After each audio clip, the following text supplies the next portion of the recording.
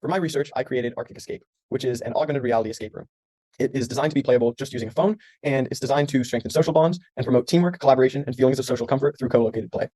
Now, there are some AR escape rooms that exist already, and so it's really important to look in on those. Two of which are Scriptum's AR and Aria's Legacy. These are both single-player experiences, and in them, they replace reality more than augment it. So you can see in this graphic from Scriptum AR, you have a virtual clock and a virtual wall, but in terms of elements from the physical world, we're left with just a little window. And so the physical world isn't playing a huge role within the gameplay, but rather players are really driven through the escape room experience through the virtual elements of the game. An example of a project that did it differently was the Mill Secret escape room. This was a multiplayer experience, which was tied to a real-world location. This used to be a windmill farm. And the escape room was designed to educate about the history of this windmill farm. And the escape room had a game master to assist in the progression of the game, whereas the other two examples, Aria's Legacy and Scriptum AR, were driven solely through the app. So these are all very different experiences. And my approach was to prioritize collaboration and gameplay flexibility. Essentially, I wanted to design an app for a team. Or excuse me, not an app, an AR escape room for a team. This was a two-person experience, and it enabled joint exploration of the AR escape room. What I mean by that is two players would be exploring the escape room simultaneously. And I think exploration is an inherently very social task because as the players are exploring the escape room, when they find something out, when they discover a clue, one of the first things that a player is drawn to do is say, hey, like, look at this. I figured this out. So in this way, escape rooms are well suited for social activities. One of the things I wanted to make sure to include in my escape room were riddles that promoted discussion.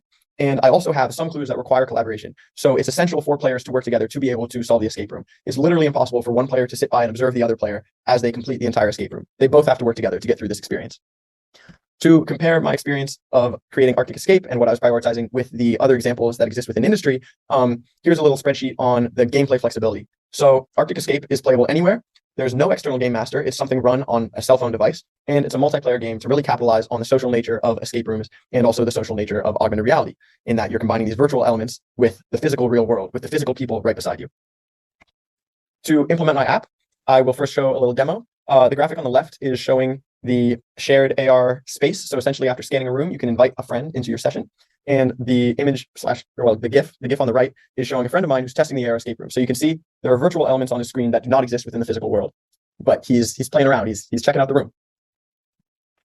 Within my escape room, I made some social clues. So when the players are navigating the escape room, they'll be able to find some of these items. So they'll find these pieces of paper and this torch, and they might wonder themselves, are these papers a clue?